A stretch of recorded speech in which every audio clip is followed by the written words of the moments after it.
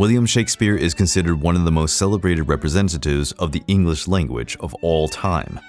He is known worldwide for the many plays he wrote, including Romeo and Juliet, Macbeth, King Lear, Henry V, and Othello, among many others. As well as being a brilliant playwright, Shakespeare was also an actor and poet.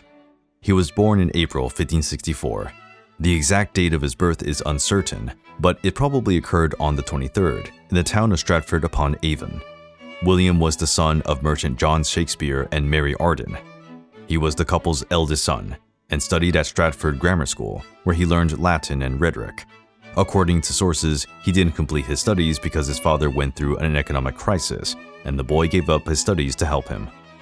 At the age of 18, he married the villager Anne Hathaway, 8 years his senior, and already pregnant with the couple's first child. 6 months after their union, their first child, Susanna, was born. In 1585, twins Hamlet and Judith were born. Unfortunately, Hamlet did not reach adulthood and died in 1596. Shakespeare lost his father in 1601 and his mother in 1608. He adored his daughters, for whom he tried to arrange a good marriage. Susanna married in 1607 and Judith in 1616. Although they remained married, Anne Hathaway continued to live in Stratford.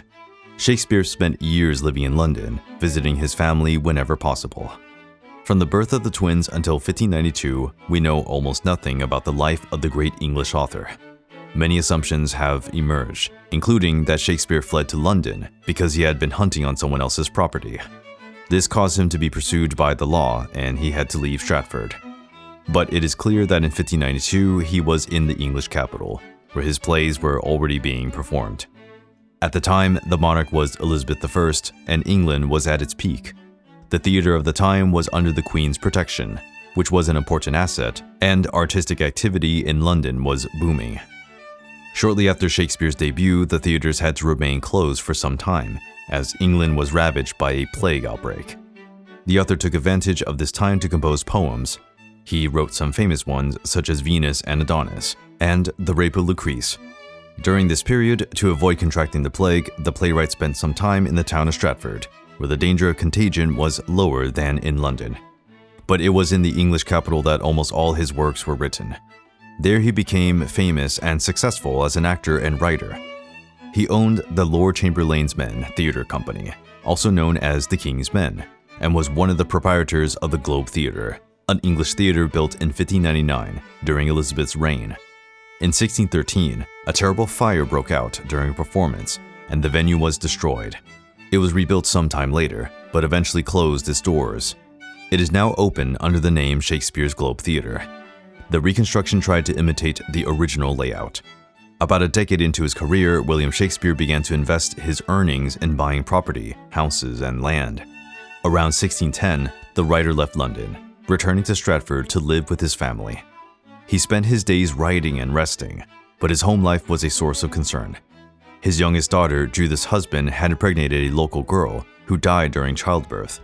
This embarrassed Shakespeare, who disapproved of his son-in-law's behavior, especially as it was offensive to his beloved daughter. One morning, the playwright woke up feverish. The night before, he had been in a tavern with friends and had perhaps drunk too much. His fever was high, and his condition seemed hopeless. Even with medical care and the affection of his family, Shakespeare died in 1616, on April the 23rd, the same day as the probable date of his birth. He was 52 years old. The exact cause of death is unknown. It could have been a liver crisis, perhaps due to alcohol intake, or a facial bone tumor. According to a more recent theory, based on extensive research, he may have died of an eye tumor, and not because of alcohol abuse. There are also those who say that he was the victim of epidemic typhus. Shakespeare died, but he left us a vast body of work, translated into more than 80 languages. They continue to inspire and delight people all over the world. When we analyze all the historical records, there are theories that question Shakespeare's existence, and especially the authorship of many works attributed to him. Multiple names have been considered to be the true authors of the plays, among them the philosopher Francis Bacon, the playwright Christopher Marlowe, and even Queen Elizabeth I. But there is convincing evidence to prove the existence of the famous William Shakespeare. Documents, signatures, contracts, countless witnesses, including the actors who worked on his plays.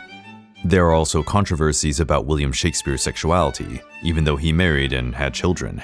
Some people claim that the marriage only took place on the insistence of Anne Hathaway's family because she was pregnant. Still, on the subject of his love life, there are also assumptions about his relationship with another woman when he lived in London, and his involvement with men based on some of the sonnets he wrote. Some seem to describe love for a man, but this may just be a literary device. In William Shakespeare's time, women were not allowed to act in theater.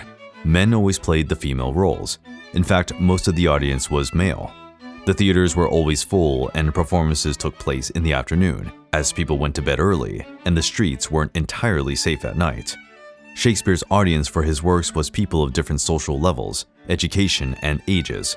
He used a language that everyone could understand. In his works, he dealt with social and political issues, death, intrigue, betrayal, love, among other themes of the human condition.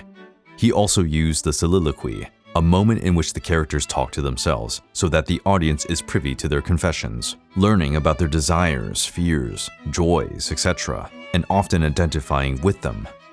The audience felt fully immersed in the story. In more than one week, Shakespeare adds a passage to the plot in which a scene is played out. In other words, there is a play within the play. This happens, for example, in A Midsummer Night's Dream and Hamlet. Shakespeare produced works in different genres, adapting himself perfectly to the demands of each one. His dramaturgy is divided into comedies, tragedies, and tragicomedies or romances. In some of his works, Shakespeare mixed elements from different genres. In a narrative by him, it was not uncommon to find an intense moment blended with some humor, for example. William Shakespeare also deserves to be recognized for his contribution to the English language, since he created words and expressions that are still used in the language today. Some examples are manager and fashionable. Shakespeare introduced around 2,000 words in the English vocabulary. Some of them are used today with a different meaning. As well as being an excellent playwright, William Shakespeare also proved to be an excellent poet. He composed 2 poems considered erotic, Venus and Adonis from 1593, and The Rape of Lucrece from 1594. He also composed 154 sonnets throughout his life, published in 1609 on love, death, life, and many other themes. In 1623, he published the First Folio, a collection of William Shakespeare's plays. Approximately 240 copies of the First Folio still exist. Shakespeare's works continued to be widely known. Such was the author's genius. Some of them ended up becoming extremely famous. Romeo and Juliet is one of the most staged plays in the world. It tells of the intense love between 2 teenagers, Juliet Capulet and Romeo Montecchio, and how the enmity between their 2 families led to the couple's tragic end. More than 70 films have been made with the work as their inspiration. Literary adaptations have also been made over the years. The story is timeless and continues to inspire artists. Hamlet takes a different approach to Romeo and Juliet. It is Shakespeare's longest play, and the narrative is about Hamlet, Prince of Denmark, whose father is murdered. The famous tragedy explores themes such as the quest for revenge, morality, and even the nature of existence and the human condition. As well as its immense artistic and literary value, Shakespeare's output has philosophical complexities that continue to be analyzed and studied, with new visions and interpretations of the works constantly emerging as we better understand their complexity.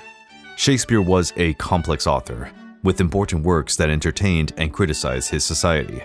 His description of the characters' attitudes in his scenarios displayed a keen understanding of human nature and a rare talent for transforming even our flaws into poetry and art.